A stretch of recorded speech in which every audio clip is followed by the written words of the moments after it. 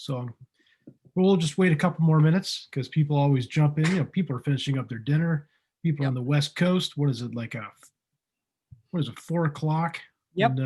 in Seattle right now? And I'm actually in Nova Scotia, Canada. I live in Halifax, Nova Scotia. So I'm an hour. Like if it's 7 o'clock Eastern time, it's 8 p.m. here. You're buried in snow, right? Not right now. No, we Oh, have like really? almost no. We've had a really mild winter. We had a pretty much a green Christmas, which we seem to have every year, but we usually get hammered like second half of January, right until the Uh-huh. beginning of March. We'll get nailed soon, which is all fun. I was in Halifax once for a Catholic Biblical Society meeting about Okay. 10 years ago, maybe. I really liked it. Thought it was beautiful. And I liked it. I drove up from Maine Oh for wow. this meeting. It was a long drive, but I liked the stark, whatever you call it up there, wilderness, whatever. Yeah, yeah. No, it's nice. I like living by the ocean, so it's pretty calm here. It's not too crazy.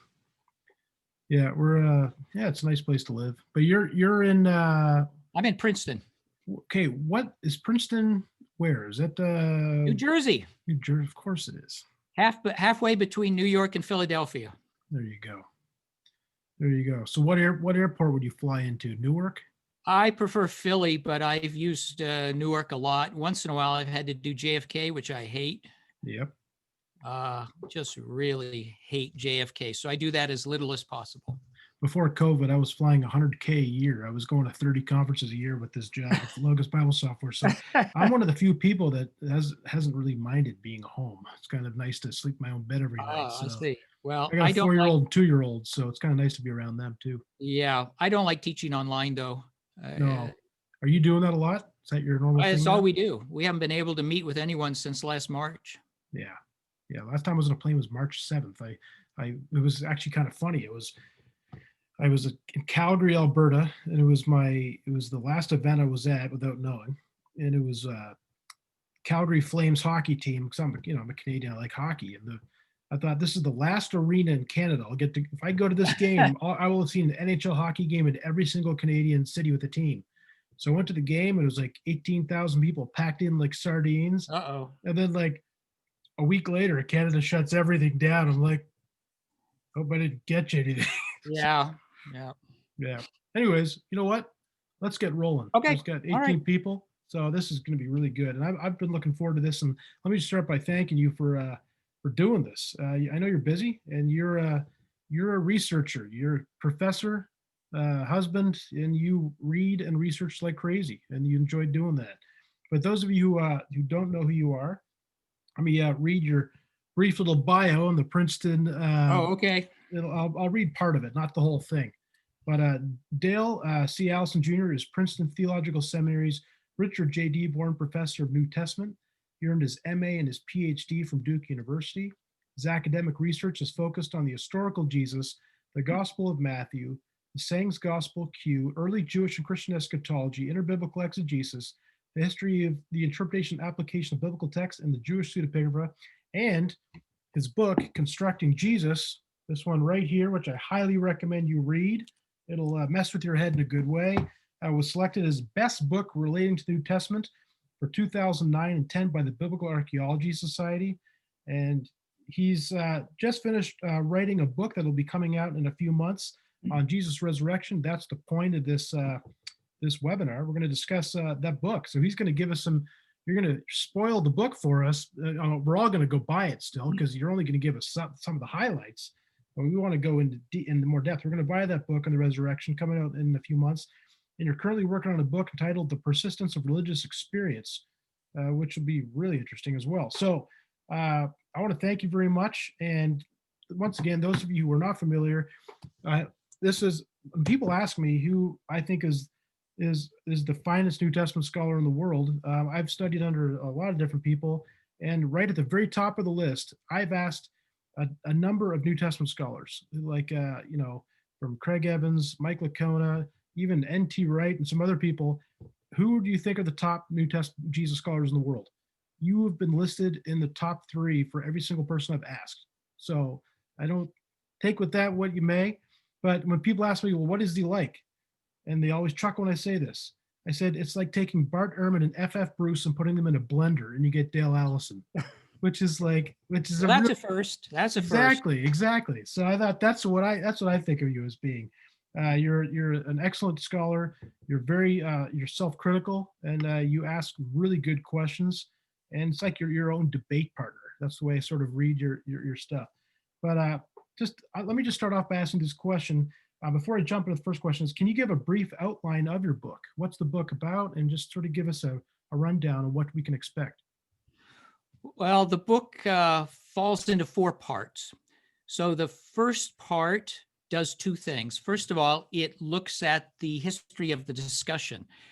That is, it sets out the different explanations people have given for early Christian belief in resurrection and documents that thoroughly, and then makes some critical comments along the way. But the other thing the introduction does is it doesn't just set the rest of the book in the larger context, it also sets it in a personal context. So maybe this is a bit postmodern, but there's an autobiographical section in which I try to be forthright about my own biases, my own inclinations, my own prejudices, my own theological stance, and so on, so that nobody can be surprised by some of the conclusions I come to, and also so that you can read knowing what my agenda is. So that's the first part, putting it within a personal context. And then secondly, putting it within a larger context, which is actually the last 2,000 years, what's been going on with this debate.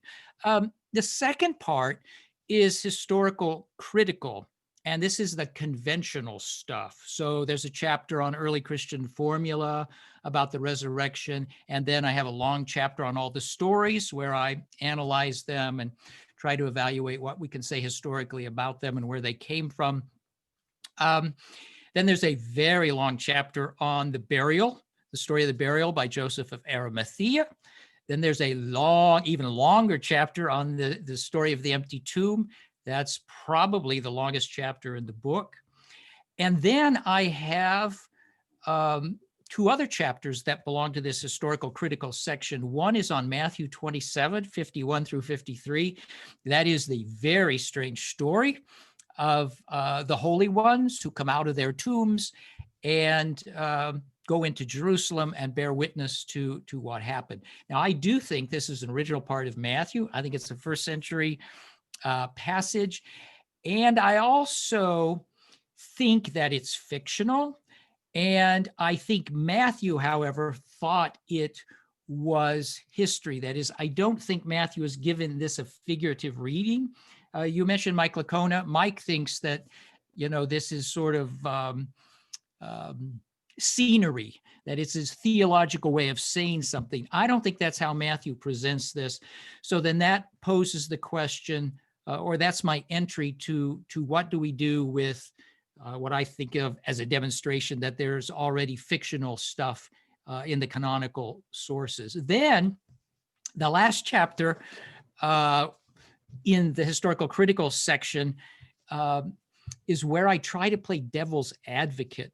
So I try to resurrect a thesis that Rudolf Pesch, well, that's actually in the title of actually it's Latin, but it translates as resurrecting Pesch, okay?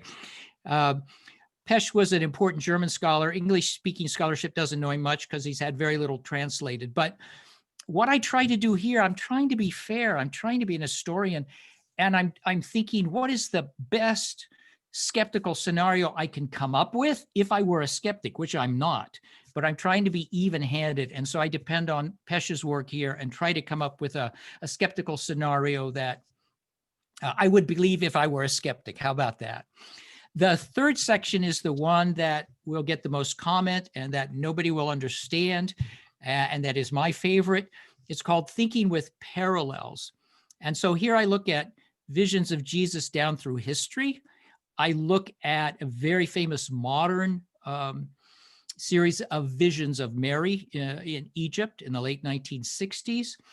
I look at the very strange tradition, which has not received the attention it deserves, within Tibetan Buddhism of what is called rainbow body.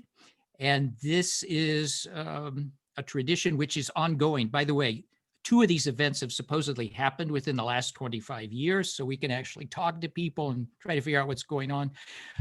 This is the notion that certain advanced adepts, Buddhist adepts, actually disintegrate and their bodies disappear shortly after death. Now, by the way, I should add here, having brought this big subject up, that I don't make any judgments about it. But what I do is I say, well, if this happened, then what follows from this? Or if this didn't happen, then what follows from that? So what I'm doing here is the opposite of what both the skeptics and the apologists do. So whenever you come up with parallels, the tendency of the apologist is to say Jesus's resurrection is unique. I understand that theologically, but then you try to dismiss or downplay all the parallels and what they might mean. A skeptic, on the other hand, takes parallels and uses them to debunk. That is, the skeptic will say, well, lots of people see Mary and we know they're not seeing Mary. So when people report seeing Jesus, we can just throw that away. I'm doing neither one of these things. I'm taking parallels. I'm trying to highlight them, push them as far as I can to see what I can learn from them. So I'm not being defensive and I'm not being destructive. I'm just honestly trying to go through these parallels and figure out what we can learn from them, what lessons are there. And then the final section, the 4th section, is where I compile what I think are some bad arguments of apologists and criticize them, some bad apologists, some bad arguments of polemicists, and I criticize them. And then I stand back and ask, where does all this lead? What do we think? What can we do? What are the limitations of this? And I think my last chapter is called something like modest results. So, I'm not out there proving Jesus rose from the dead. I'm certainly not interested in showing that he didn't. It's more like I'm a sort of embedded reporter in the middle of the war, and I'm reporting on what's going on and then adding my own arguments and observations along the way. But there's no grand conclusion. I'm simply fascinated by the subject, and I'm making observations that I hope other people will take up and move forward. So it's an attempt to sort of break some of the stale debates that still go on by introducing some new materials. So that's I guess a brief overview of the book. That sounds great. Yeah, I really look forward to reading it, and I think I'm really going to enjoy that parallels chapter, and then the 2 sort of not debunking, but looking for the weaknesses in both the apologists and the polemicists. That'll be it. I'll really enjoy that. But you wrote a significant chapter. It was a good chunk of your book, Resurrecting Jesus, was on the resurrection of Jesus. So now you wrote that one, was that 2005, I think. Yeah. I mean, it's been like 15 plus years since you wrote that book. And I mean, you've written some other stuff on the topic of the resurrection as well. But how is your thinking on the topic? And I've heard you say before that when you write a book, you almost try to forget about it. And whatever you're writing is like you're focusing on that, and you don't even care if you agree with what you wrote in the past. So how is your sort of thinking on the topic of the resurrection of Jesus? How has it evolved since you wrote Resurrecting Jesus? Okay, how would you say compares and contrasts Dale Allison 15 years ago and Dale Allison today? Well, so my answer to that is very sad, because I'm going to be honest. And I wish I could have changed my mind more about things, because if I had changed my mind, I'd be more confident that I have an open mind. And I admire people with open minds, and especially people who can change their minds after they've publicly committed to something. But the sad truth is that the major conclusions that I drew in that book, I still hold to. So, for example, I argued in that book and argue in this that the story of Joseph of Arimathea, it goes back to an historical event. That is, some guy named Joseph buried Jesus and people knew where it was. I do the same thing with the story of the empty tomb. I argued back then that it's more likely than not that the tomb was found empty by some women on Monday morning. And I've done the same thing in this book. However, I need to say a couple of things. One is that some of my arguments for my earlier conclusions I now regard as defective or in need of modification. So I've modified things, I've dropped things. I've responded to my critics also. This book gives me the opportunity to do that, which I very much like. But here's the big thing. The book doesn't represent so much, in my mind, a change of judgment or opinion. It represents an expansion of subject. So in terms of words, this book is 3 times longer than the original 175-page essay. And half the chapters are not related, are not expansions of anything I said earlier.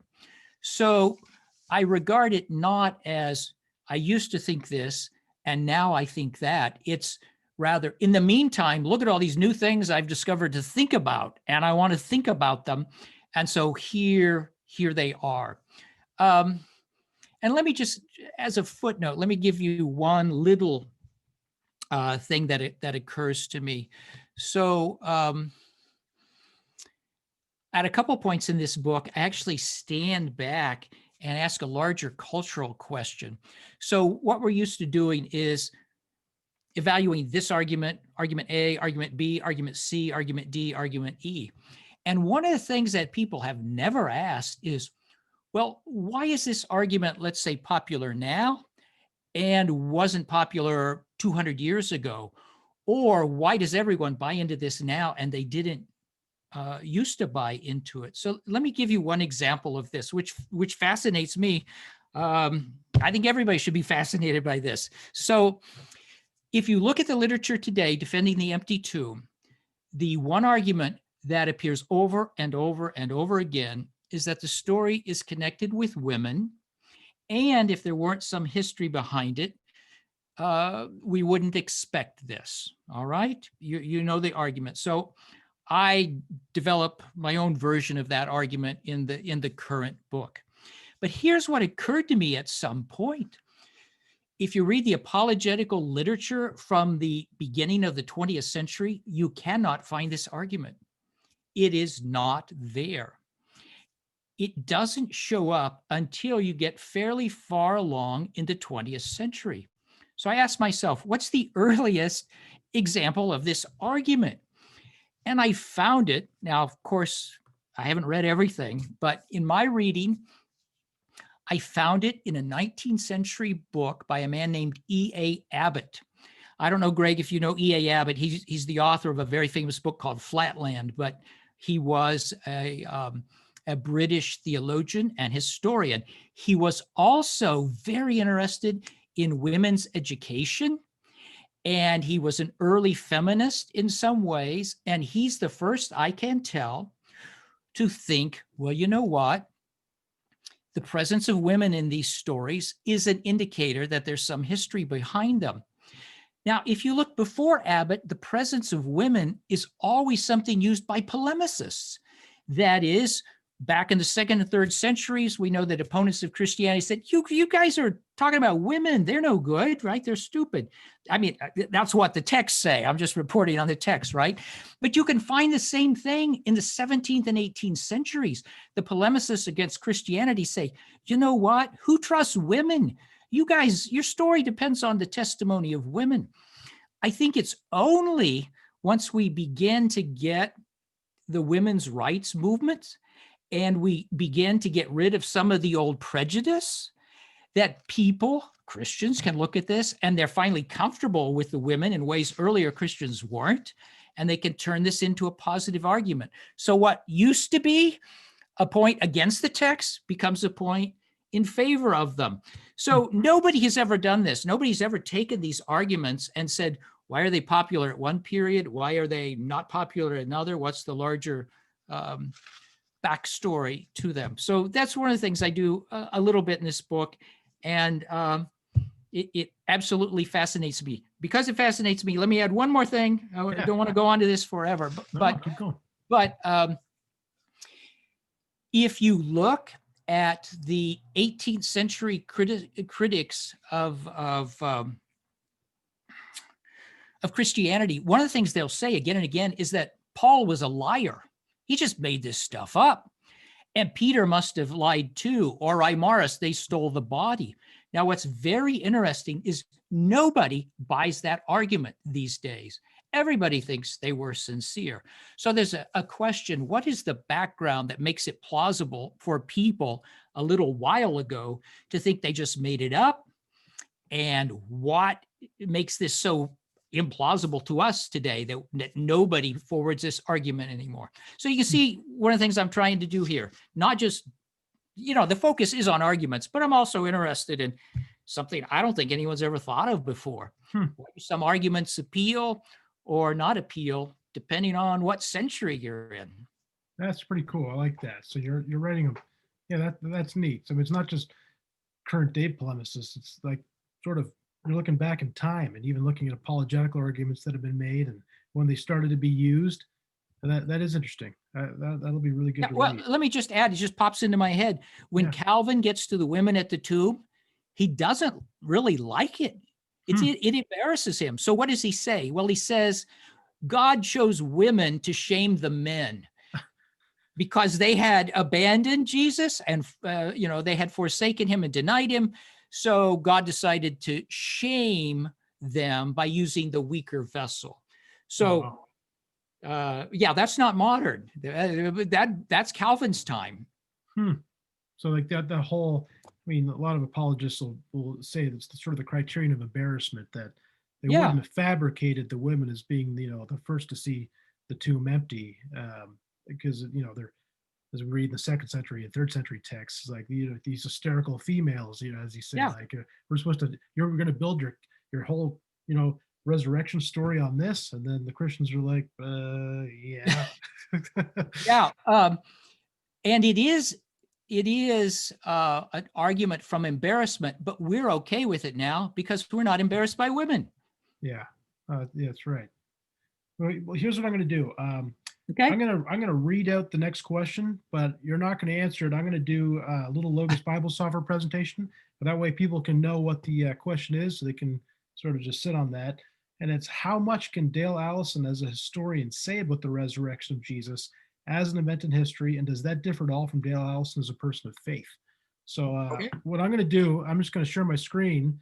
Just a little bit of the backstory is that this event is being brought to you by Logos Bible Software, and that's who I work for.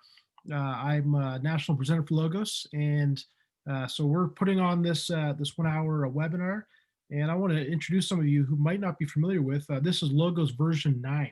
So it just came out in the last few months. It's a brand new version of the software. What is Logos in a nutshell? It's basically, it's a world-class theological library that comes preloaded with commentaries, dictionaries, encyclopedias, maps. If I go up here to the top of the page here, this is my Logos, this is my own Logos. If I click on this button, I have a library of like 2,300 books. So I have all the best commentaries, dictionaries, encyclopedias, original language tools, etc. But I don't have time to read all those books. It would be nice if I did. I know some people that have photographic memories, and they can read a book once and they have it memorized for life. And I like to joke that I used to have a photographic memory, but I ran out of film a long time ago. So I don't have that kind of brain. But what Logos does is it acts as a research assistant. So it'll read through every book in your library in seconds, which would normally take hours. So we're going to put in right here at the top of the page, it's called the Go box. So if you put a passage or topic in there, click Go, Logos read through every book in your library in just like a couple seconds. So I'm going to put in Matthew 28, which is the resurrection narrative. So you can either click Go or Enter. So I'm going to click my Enter button. Boom. So what did Logos just do? I had read through all 2,300 books in my library, and it grabbed everything I have in Matthew 28. So right at the top of the page, the middle panel, that's my English translations of the text, NRSV, ESV, NASB. Click the plus button. You can have all your other English favorites, or you can have it set up as your original language. So if you want to use the Nestle-Aland Greek New Testament, there you go. Click on that. You have it ready to go. You can have your Greek text ready to roll. So I'm going to just stick to the English because most of us don't know Greek too well. And then the commentary opens up in the bottom. Now, there's a commentary that I'm going to use for this presentation. It's written by a guy named, two guys, one named W.D. Davies, the other guy's name is Dale Allison. And this is the guy we're talking to tonight, folks. Dale contributed majorly to this commentary, this 3-volume commentary. When I was at seminary, brief footnote, as I'm in the middle of my logos presentation, I lost a point in Craig Evans' exegesis class because I did what most people do, and I put W.D. Davies first in the bibliography. And he docked me a point for that on my paper. And I said, "Why did you dock me?" He said, "Always put Allison first, despite what everybody says, because he did a majority of the work in that commentary." So he said, so he should always go first. So he makes all of his students to this day. Craig Evans puts Allison and then Davies. He said the one who does the work should go first. So anyways, that's just a brief little footnote. So there you go. So anyways, the commentary opens up in the bottom, and all your other commentaries listed on the left side of the page. So you'll see I have the John Nollen's commentary, Allison, all these other ones, Morris, Blomberg. So I can look in them priority sequence. I can also look in them based on the series that they're in. So if I want to see, click on the series button here, I can see it breaks it down to which commentary set or who the authors are. I click on the author button. There's the authors there, or denominations. So you can, this may or may not help, because sometimes people are Anglicans and they write commentaries and they don't really think like an Anglican in their commentary. So who knows how well that'll help, but it might give you some insight into the theological background of the commentator. So like, who are some of the Anglicans that contributed to these commentaries? There they are there, bam. Or I can look at them based on era, so when they were written, which is actually quite helpful. So you can see the sort of development of theological thought. So contemporary, 1960 to present. Here's the commentaries in that chunk. Modern commentaries, 1700 to 1959. So I can see the commentaries broken down by that. Or I can even look at some of the Nicene, 326 to 451. So there you go. So there's your commentaries. Click on those and they open up the exact spot where you're reading. So I'm reading Matthew 28 here. I got my English translation in the middle. I got my commentary open at the bottom. I'm scrolling down, and then let's say I want to look at, I'm going to scroll down, take a look at the text here, and I want to look at Galilee, and right here. I want to get insight in Galilee. I'm going to click on that because it's underlined. Fact book opens up on the left side of the screen here. It gives me all the background information on Galilee. There's my Bible dictionaries, my encyclopedias, there's maps, there's biblical texts that discuss it. There's original language tools are going to open up. There we go. There's what Galilee is referred to as original languages. I got the Hebrew, I got the Greek, and it gives me events in scripture as well. And it gives me all my dictionary articles on Galilee. So if I click on those, the dictionary opens up, ready to roll, bam. So it gives me the insight that I want based on the text that I'm studying really quickly. Now let's also let's go down here and let's say I want to look at the word tomb in the original language. I just hover over the word of my English translation, and it's going to take a second here, but the original language pops up on the right side panel there. I'm going to move, I'm going to picture myself. So there's the original language. It gives you an English definition of the word. Then it gives you, there's BDAG right there, Theological Dictionary New Testament. I can open up the BDAG. I got to open up right there. There's the original language study on tomb. But let's go back to here. I'm going to go back to the commentary.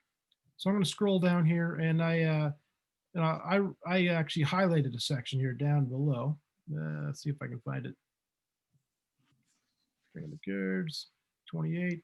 Anyways, let's say you're reading through a commentary, you like what it says, and let's say you want to keep it. So like verse 13, I want to keep this, put it into paper. I highlight it, I copy it, open up my Word or my Pages document, I paste it in.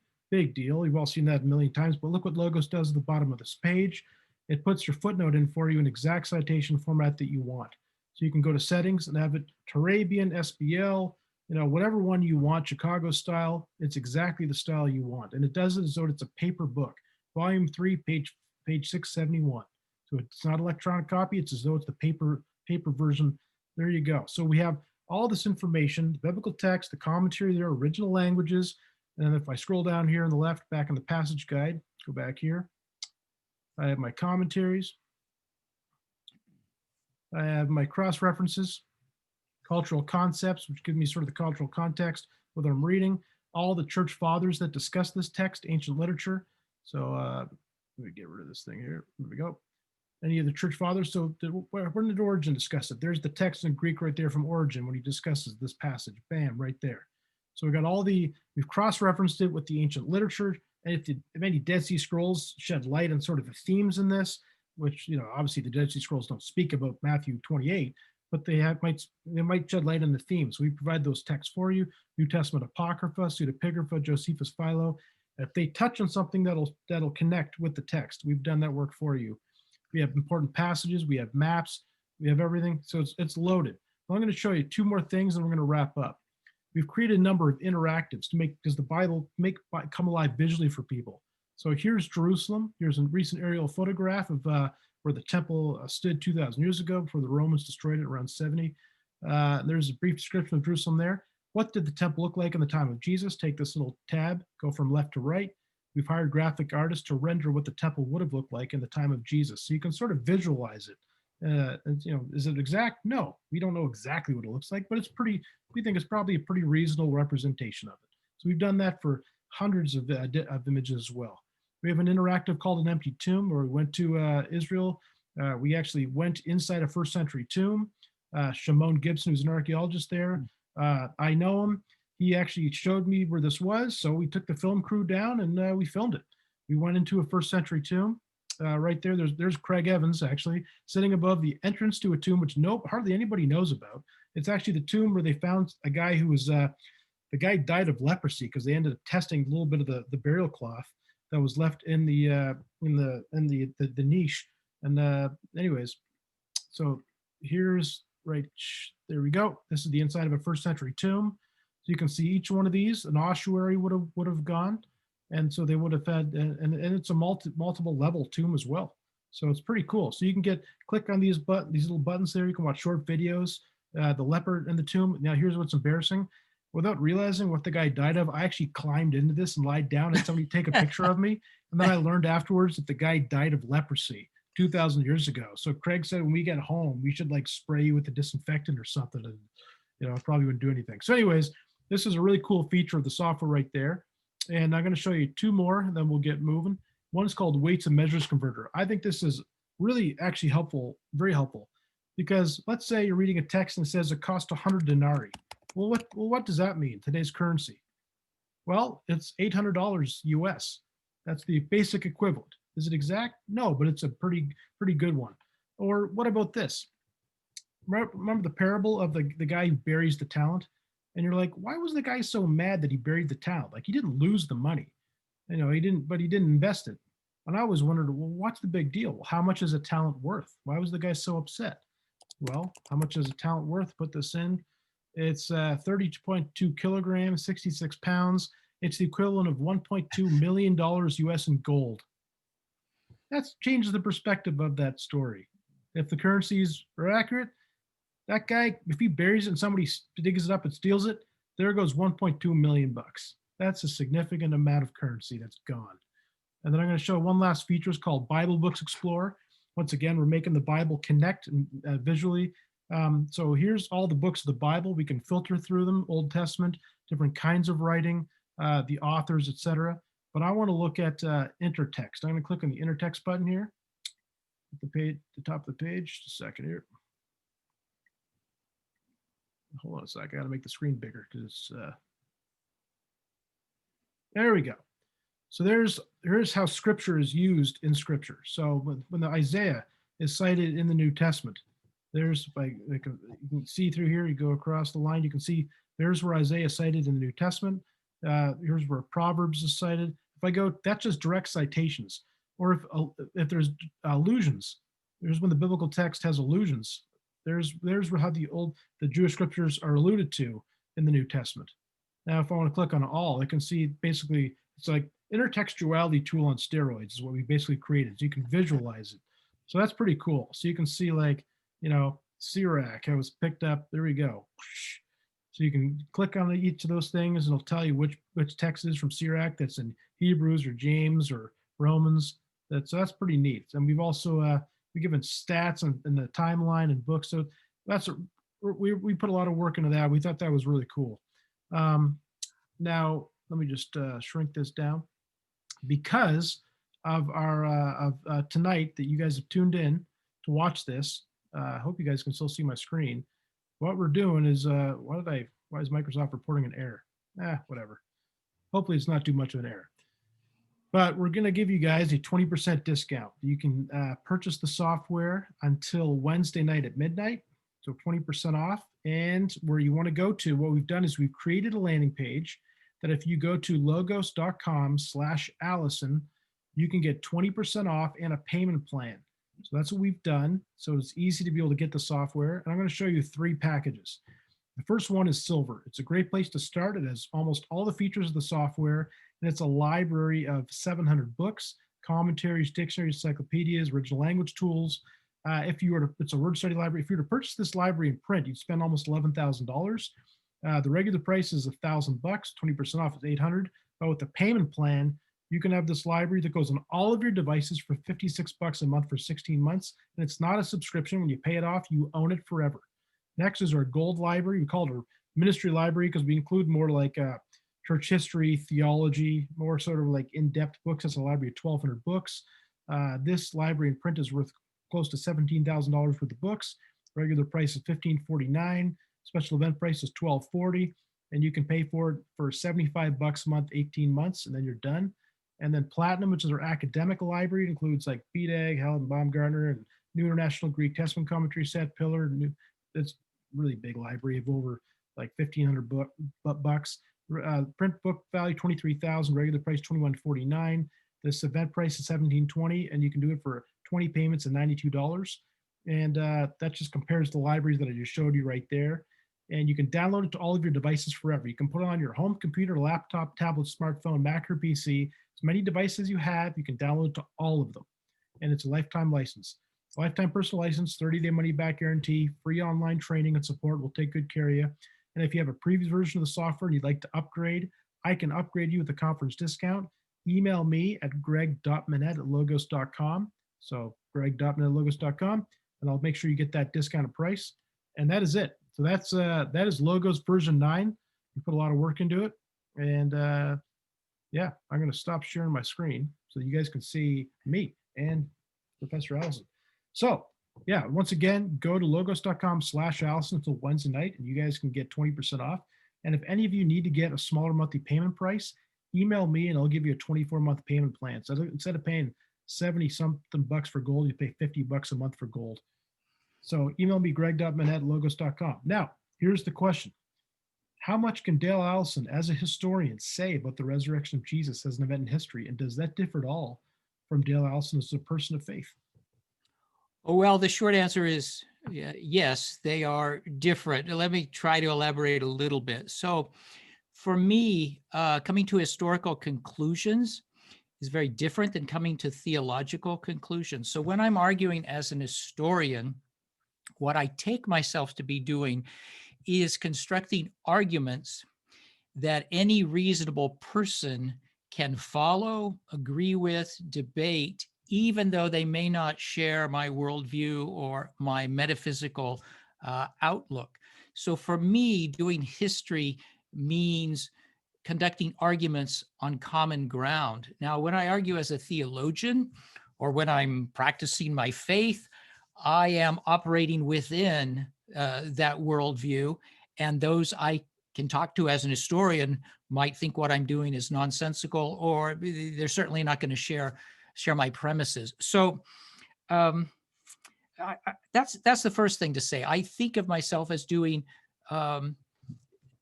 two different things. Now,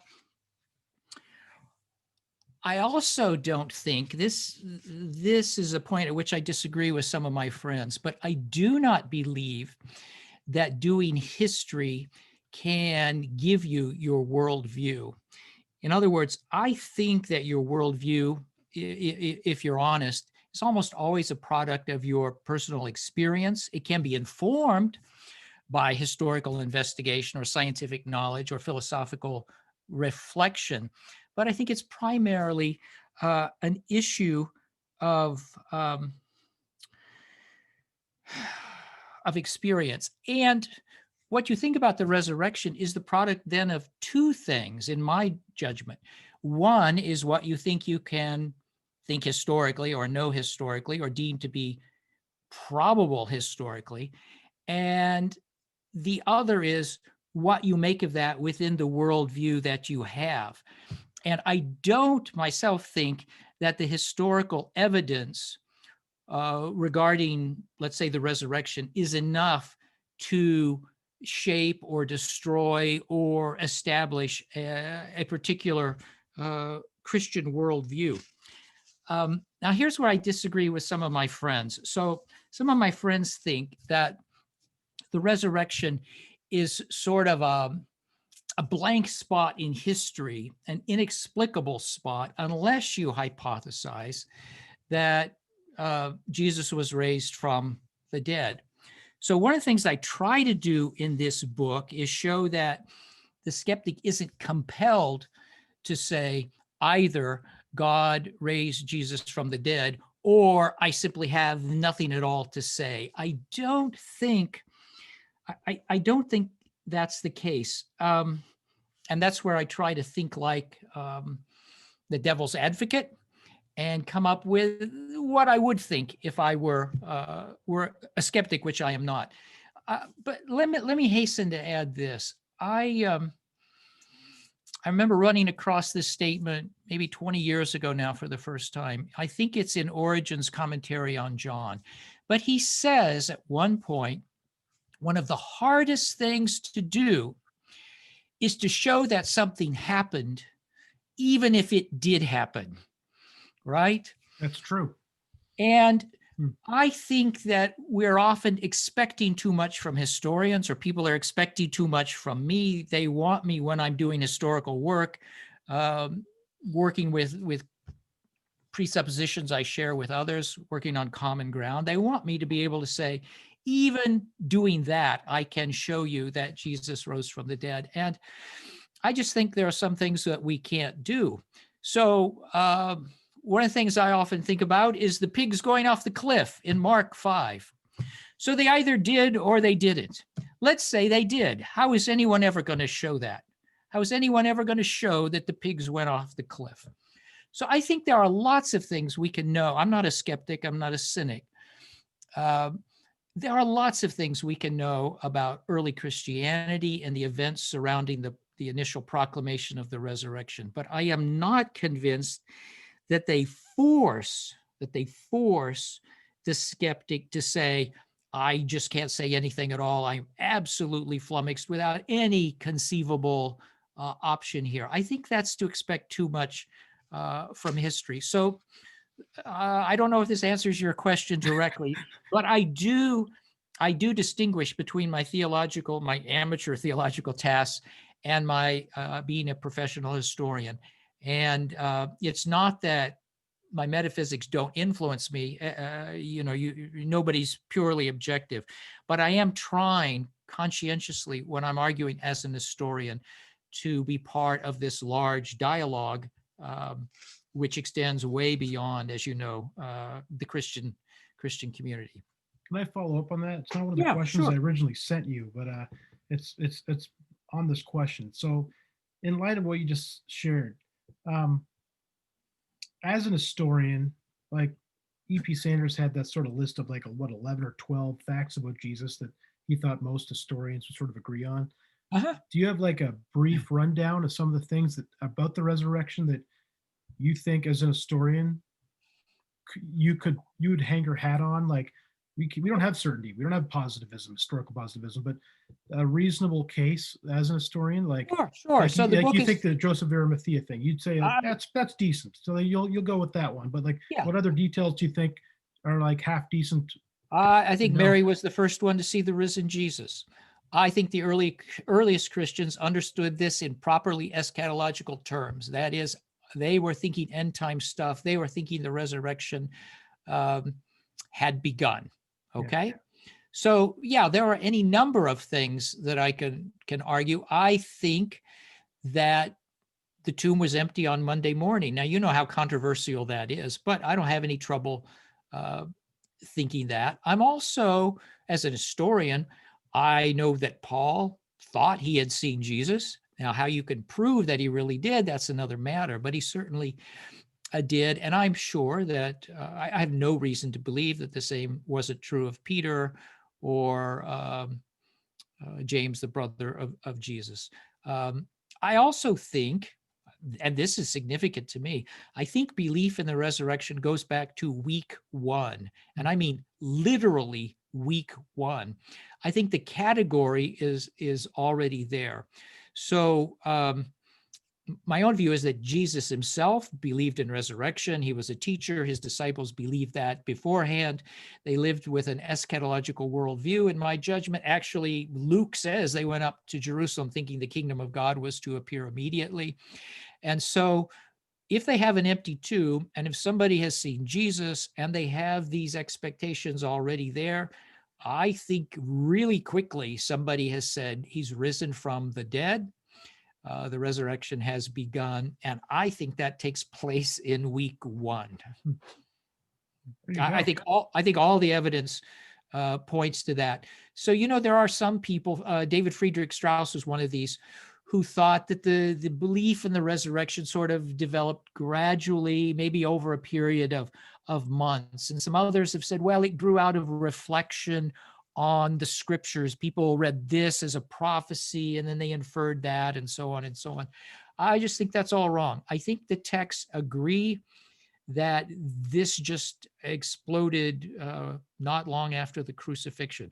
So lots of people would disagree with me, and lots of people are going to say when they read my book, yeah, you're wrong about this, but I'm hanging my hat on those things. Okay. Yeah. So, I mean, I think it was a constructing Jesus. You think that you put a good case together for early Christology. So now you do early resurrectology. Yeah. As early as you can. Yeah. Week 1. I mean, you can't get any earlier than week 1. Oh, that's good. Right? Okay. So here's some of the fun questions that I was looking forward to hearing the most, your answers to. Now, here it is. What are some of the popular apologetical arguments often used to prove that the resurrection happened that you find a little flimsy or not quite as convincing as apologists claim, that maybe they over-egg the pudding a little bit? Well, I don't like the argument from martyrdom, which for me is an argument from sincerity, which you will find again and again and again. So the argument is that the disciples were all martyrs, or the 12 were all martyrs. Therefore, they believed in Jesus's resurrection. There are at least, well, there's several problems with this. First of all, I don't think as an historian you can tell me anything about Bartholomew. That's true. Or Thaddeus. Yeah. Or James, the son of Alphaeus. Oh, now we have legends about these people, and some people have tried to argue there are historical kernels in some of these legends, but you have to remember the book of Acts 1, actually has Jesus say, you will be my witnesses. Do you remember that? You will be my witnesses. Now, the Greek is martores, and it's not very long before that means more than just witness. Witness soon, very soon, means martyr. This text has to have been read by early Christians. Origen reads it that way. It has to be read by early Christians as Jesus prophesying that they're all going to be martyred. So it's no surprise to me that if you read the stories, they all get martyred. But apart from James and Paul, Peter. James is the brother of Jesus, and Paul and Peter, I think there's good evidence for them. Most of these characters we don't know anything about. If they took early retirement and went back to Galilee, how would anybody know about it?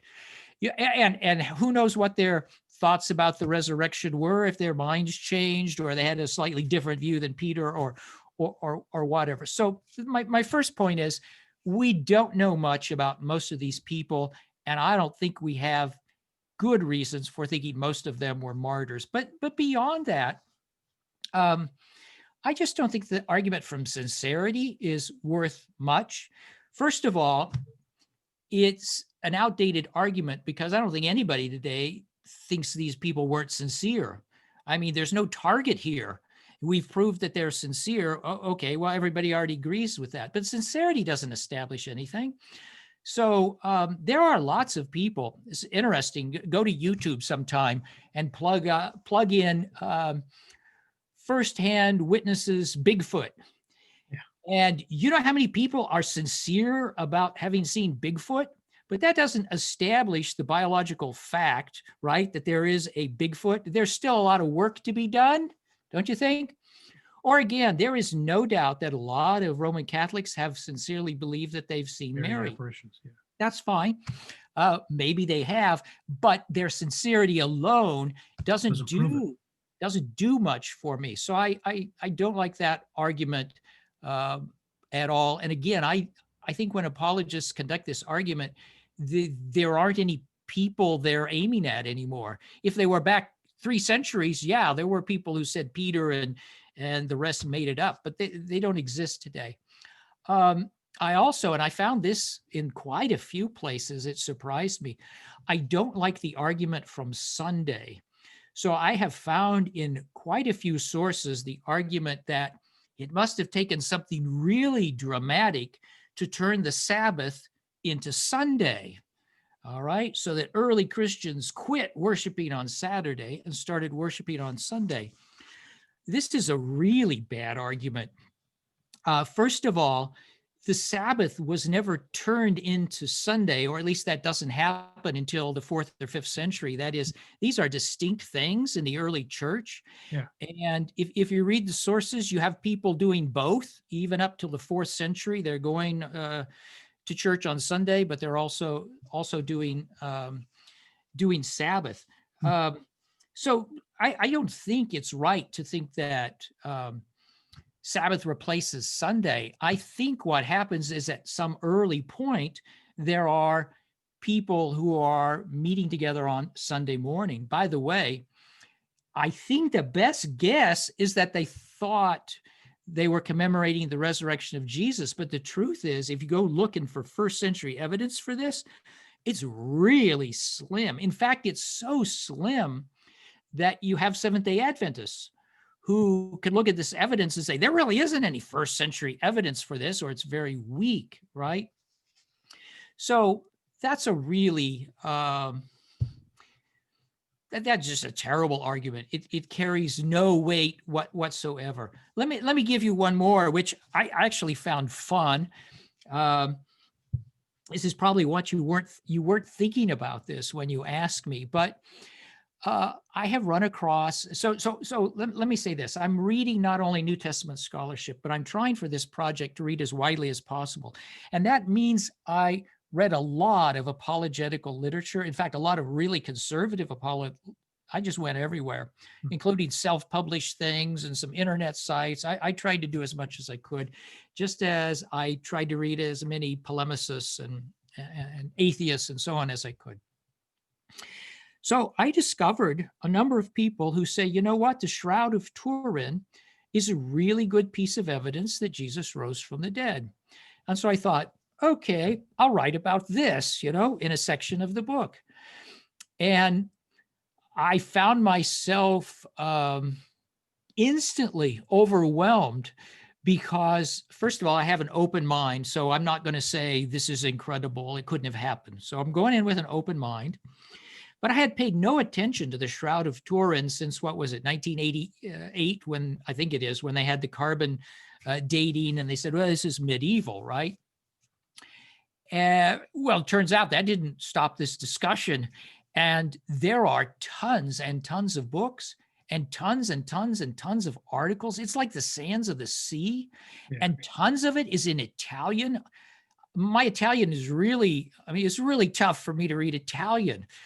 And a lot of this stuff is in scientific journals, and I'm supposed to figure out what the heck is going on. I actually found one scientist complaining that he couldn't understand other scientists when they were talking in a couple of these articles about the Shroud of Turin. It was so obscure that he couldn't figure out what was going on.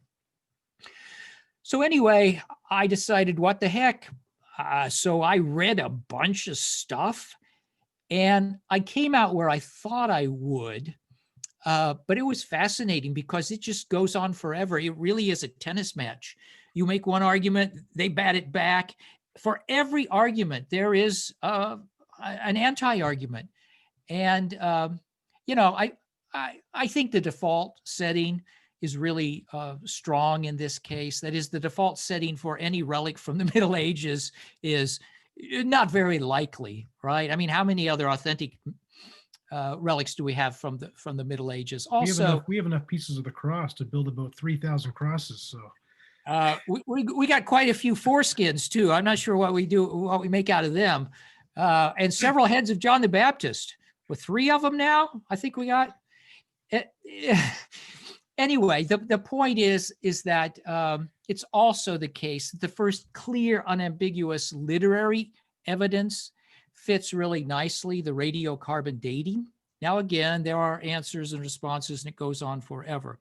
But I decided I didn't think that was a strong argument. And but anyway, several pages in my book on this. So it was hard sledding because there's so much to read, but it was fun at the same time. And again, it's just part of the expansion. New Testament scholars don't usually address this question, right?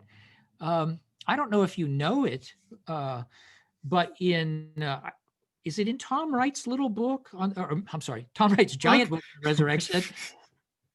I don't know if he has a footnote on the Shroud of Turin or not, but John A.T. Robinson, is that a name known to you? He was a famous Cambridge New Testament scholar, and he wrote a book on did he do a redating the New Testament? He argued that everything was pre-70. He's a very interesting person because the general public remembers him as a great liberal theologian, and he wrote, the honest to God, but he thought the Shroud of Turin was authentic. He wasn't that liberal, and he was a New Testament scholar.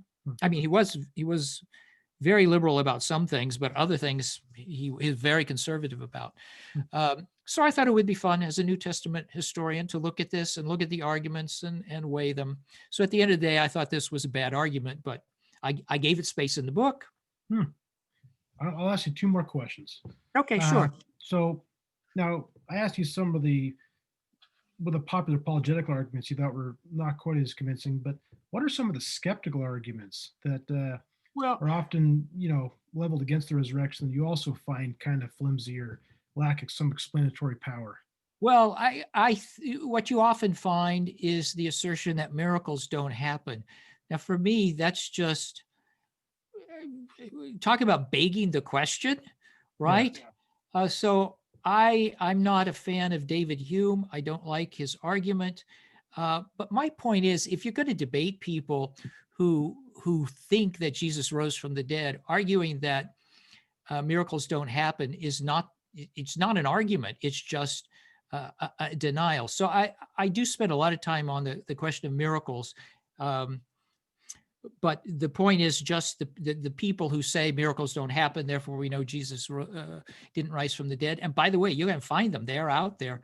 That's just not worth anything at all. It seems to me that a skeptic should try to come up with a plausible alternative historical scenario. That's the best way to argue with people who believe. Now, a second argument, which you'll find with the modern skeptics, and you'll find it in Reimarus, and you can actually find it way back in critics from the 3rd century or so, is that if you look at these narratives and you set them side by side, then there are just too many differences, too many disagreements, too much disharmony for us to trust them or say anything about them. By the way, it's ironic, I think it's hysterical, that you can find apologists who make the exact same observation and come to the opposite conclusion. Yes. They'll say, look at all these differences. It proves they weren't in collaboration with each other, right? But here, I think the skeptics who take this position they're just obviously wrong. For almost any event for which you have multiple witnesses or multiple sources, there are disagreements. Yeah. And I remember one conservative book recently saying that if you read the eyewitness accounts of the Titanic, the sinking of the Titanic, there are all sorts of disagreements, but the Titanic sunk. And we know this. So the gist of it, or what they concur on, we start with that. And with the stories in the Gospels, they agree on the burial. They agree the tomb was empty. They agree Jesus appeared to some folks. For all the differences, they agree on that. So I think this is a really lousy argument, but you can find it. David Friedrich Strauss, who's a really smart guy. He was really smart. Yeah. And there is one whole book. I forget the man's name. He's a Jewish polemicist who's working on the resurrection right now. Last name starts with the A. Anyway, he's doing a multi-volume work, and the first volume is just collecting all the differences here and expanding them. And I don't think that leads to his skeptical conclusion. So I'm not big for that argument at all. Yeah, I probably have 30 books on the topic of the resurrection on my bookshelf, and one of my favorite books is called The Empty Tomb, and it's co-edited by I think Robert Price and maybe Jeffrey J. Lauder. But the irony of the whole book to me is not that there's some interesting chapters in it from their perspective, but first off, they don't think Jesus even existed. So it's like Jesus didn't exist and he didn't rise from the dead either. It's like, well, like you don't even need to go that far. If he didn't exist, then forget about the resurrection part. So I always chuckle when I look at that book, because I'm like, this book is like totally irrelevant if he didn't even exist. Well, as I recall, there are a couple of authors who argue that, but I think they don't say Jesus didn't exist. They say he didn't exist with, I don't know, 97 point whatever, through their Bayesian equations. That's actually a very interesting book. There are some. Oh yeah. I engaged a lot with that book. My book is completely marked up, Well, I don't make fun of the book. I just think it's funny because some of the guys who edited it don't even think he existed. So it's like, okay. Yeah, well, at one point in the introduction where I'm talking about different theories about how to explain Jesus's resurrection, and one of them is the old theory that Jesus didn't exist and he's just a myth anyway. So this is the old dying and rising God. I just say the worst argument against the resurrection is that Jesus didn't exist. Yeah. Not very good. So the last question I'll ask you, because I want to preserve time, which we're getting near the end, is, do you think we live in a world that allows for the possibility of the resurrection to have occurred? And are there any examples inside and outside of Christianity that you think a significant argument can be made for that defy the typical laws of nature? So like miracles. I know that's a loaded question, but you had the section on parallels that I think is in your book, and I took a few minutes and I looked up rainbow bodies the other day, and I actually thought to myself, like, forget I'm not a Christian here. I thought, let's assume rainbow bodies actually do happen, because I read some of the testimonials of the guy in Tibet, and it's like, that would just that itself would leave open if those legitimately happened, then weird things happen. So it's like, why couldn't the empty tomb happen? Sort of like that, and then they have resurrection appearance of Jesus. That would get me in trouble with my conservative evangelical friends for saying that, but just that itself, that sort of thing could happen. We live in a weird world. So, anyways, yeah. Okay, so to my mind, you have to separate two things. Sure. So if you're talking about a miracle, usually what you're talking about is something that's inexplicable within our current science or framework of thought. But secondly, if you want to call it a miracle, you're going to say God is the agent. So God is the agent that did this thing. Now, to my mind, you have to separate these and keep these distinct, because I personally think, as you said, weird. I think the world is really weird. And I personally believe that there's a sort of censorship given to us by our secular society and by the heritage of much mainstream Protestantism, which puts a damper on a lot of things that people experience. So let me just, since you asked, I'll say this. So I think, you don't have any reason to believe me, but I personally think that on two different occasions, once when I was awake, once when I was asleep, I saw something that was going to happen before it happened. So we call that precognition, right? Actually, I think precognition is really common. Both of these events were secular. They had no religious meaning. One was utterly trivial. One had to do with a girl and romantic involvement when I was very young. So I think it was all emotional. But that's not explicable within current thought, right? The precognition, it's just not explicable. But did God have anything to do with those two things? So my answer would be, I doubt it. Now, this is even stranger. So I'm going to finally write about this, but a number of years ago, I'm not going to offer any details here, but I really believe, you shouldn't, but it happened to me. So I have to believe my own eyes, right? Sure. I believe that I witnessed an object in one side of the room disappear and appear in an exceedingly odd and inexplicable place on the other side of the room. So I think this happened. Now, when it happened, I tried to figure out what the heck, first of all, did this happen? I decided it did while I was standing there totally shocked by what I just seen. And my first thought wasn't, oh, there is a God. My first thought was, wow, this is like a jinn or a mischievous spirit. Someone just played a trick on me. But here's the interesting thing. I told this story to a pastor several years later, and he said, Allison, it was God, and I figured it out. God knows that you are a skeptical historian. And God wanted to show you that really strange things can happen with matter so that you'll believe in the empty tomb. Well, I thought that was Seriously? I'm serious. That's some pretty Yeah, I interesting. thought, well, okay, that's very clever. Didn't convince me, but I thought that's lovely. So for me, the world really is really strange. Yeah. So let me give you an example of what might be one of these blanks in history, one of these spots that's inexplicable, but I still am not sure we should talk about God. So I don't know if you've ever heard of a Roman Catholic saint, a 17th century saint named Joseph of Cupertino. He was an Italian monk, and he wasn't a very bright person. But the Roman Catholic Church kept moving him from place to place his whole life, the last several decades of his life. What was the reason for this? The reason for this is that supposedly he would levitate fairly frequently, right? He would pop up off the ground, and he was a sensation. Everybody wants to see this. Everybody wants to see magic. Now, here's the weird thing. At his beatification proceeding, which was not long after he died, lots of people who had seen him came forward and said, I saw him levitate. Now, after they got over 100 of these testimonies, the advocate, the devil's advocate said, we got enough of these. It's getting boring. Everybody says they saw this guy rise up to the ground. So literally the testimony appears to be a few thousands of people over decades saw this guy float off the ground.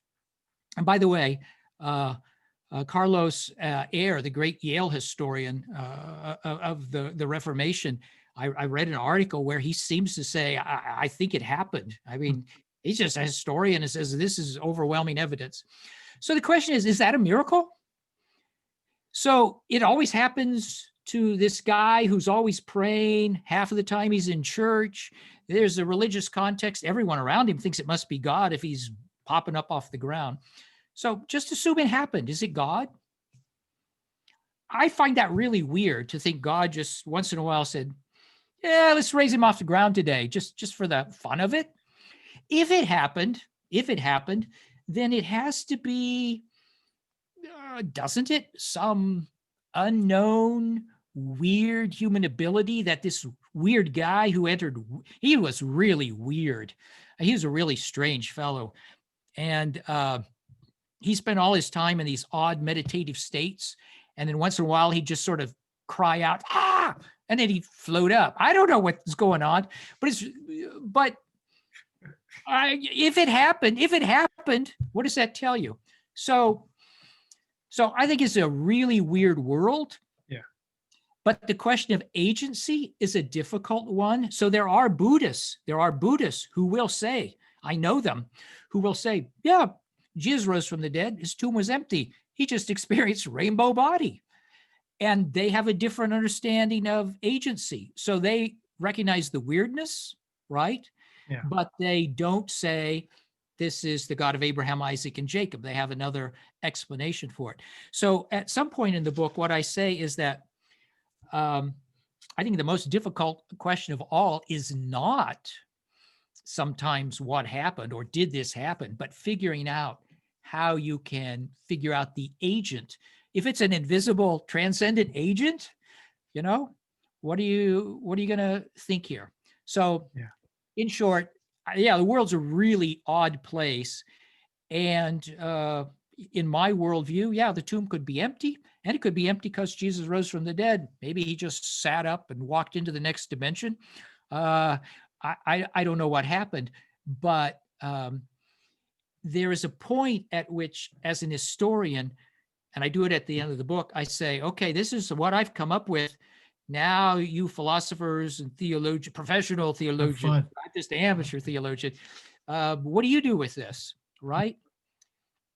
Yeah, I really, you have a chapter in a book that just came out. I think it was Raised to the Third Day. It's a sort of a little festschrift for or a book in honor of Gary Habermas, and your chapters on near-death experiences, which I thought was a really interesting chapter because I ordered on Amazon. The book arrived a couple weeks ago. I barely dug into it yet, but it was a book you cited in there called "The Self Does Not Die." It's a book about people that have had near-death experiences. Yep. It's actually a pretty interesting little book. I mean, it's not that little; it's like this thick, and it's an interesting book. But on that note, not relating to something moving, I've only had in my life two weird things happen because I'm one of those people that I have friends that are charismatic Christians, and I always wished I had a charismatic experience with God, but I've never had one. And I'm not a cessationist. I'm open to anything, but I've had two totally random things happen, and yet they haven't really deepened my faith. And one is I had a dream, and I woke up the next morning. I told my wife, "It's like I just had the weirdest dream that my friend Andrew's dad fell down and broke his arm." And I told her about that. And a month later, I was at Andrew's house, and just by randomly, I was at his house, and his dad fell off a ladder and broke his arm. Like, and my wife reminded me of my dream, and I'm like, I don't know what to do with that. Just weird. And the other one was we're driving in the car one day, and this is just so random. Like, why aren't these amazing scenarios? It's just the oddest thing. I'm like, why am I thinking about elastic bands and pencils? My wife's like, that's literally what I'm going to be doing tomorrow with my kids at school. She's a school teacher. So I'm using those two things as the craft. And I'm thinking about that right now. So it's like, I've never had like something important happen. Like, why don't I have the lottery numbers figured out? It's like elastic bands, pencils, a guy falling down and breaking his arm. But yet I don't know what to do with that. So we live in a weird world. We live in a weird world. And by the way, when you ask people who don't think that they live in a weird world, right? And if you push them, what happens almost always is they'll say, no, nothing weird has ever happened to me. And then you just wait in silence and give them 20 seconds. And then they'll say something like, oh, but I do remember one time when, and then they'll tell something just like you did. Yeah. And then they just blow it off because it doesn't fit, right? Yeah. So it does fit my world. My worldview is really strange. I just think this is a wonder-filled world. So yeah, so we'll end now because I really appreciate you taking up so much time. Just to finish off, I'll ask you one more question. Okay. And is, what can you summarize in like 2 minutes? I kind of asked you the question already, but how much do you think an historian can say like about the resurrection of Jesus? Like, what do you you already sort of answered some of that, but you think that, Paul claimed that Jesus appeared to him, and then you think the tomb was empty. But do you think that these are the sorts of things that the historian should be able to agree on, whether or not they're a person of faith or not? Yes, I do. I do think so. And I think people often don't because they don't want to. However, I do have to say this. So I'm one of those liberal Christians. I think conservative Christians should should enjoy hearing me say this. So I can live without the empty tomb. I could live without the empty tomb. My theology doesn't demand it. It's not the domino that destroys everything else, if it falls. But there are stories of disappearing bodies in Greek and Roman literature that are mythological, and you can construct an argument from these fictional parallels if you want to, right? And that's one of the reasons that, as an historian, I have some doubt here. So when it comes to the empty tomb, I don't say slam dunk anyone who doesn't think this is a moron. I say, I think this is the best explanation, but there are arguments on both sides. This side weighs more than that side, right? Hey, well, I really appreciate you taking the time to speak with us tonight. It's been an hour and 15 minutes. I really look forward to your book coming out. I'm going to read it probably 2 or 3 times, and I look forward to reading some of the chapters more in particular because they just sort of caught my attention and their description. And yeah, but thank you so much, and I wish you all the best in your research. And I hope I get to meet you in person someday when this pandemic is over, and maybe we'll cross paths at an SBL or something. By the way, thanks so much, Greg. And also that intertextual circle thing, that's Yeah. really nifty. I've never seen one of those before. You know, I'm an intertextual guy. Yeah. That's really neat. Yeah. I have to see how you know, I'm a scholar here, so the library has all this stuff, right? Yeah. Yeah. So I'll Absolutely. have to make sure they're up to date and they have that for me. There you go. Hey, well, all the best, and thank you for your work. And once again, I want to thank you for taking all the time to do all this research so that most of us don't have to do it. We can just read your results and think through your books, which is I'm kidding. I mean, like, we all got to think for ourselves, but you're a great shortcut for a lot of us. So thank you for that. Thank you very much. Hey, have a great night. Take care. Okay, you See ya. too. Bye-bye.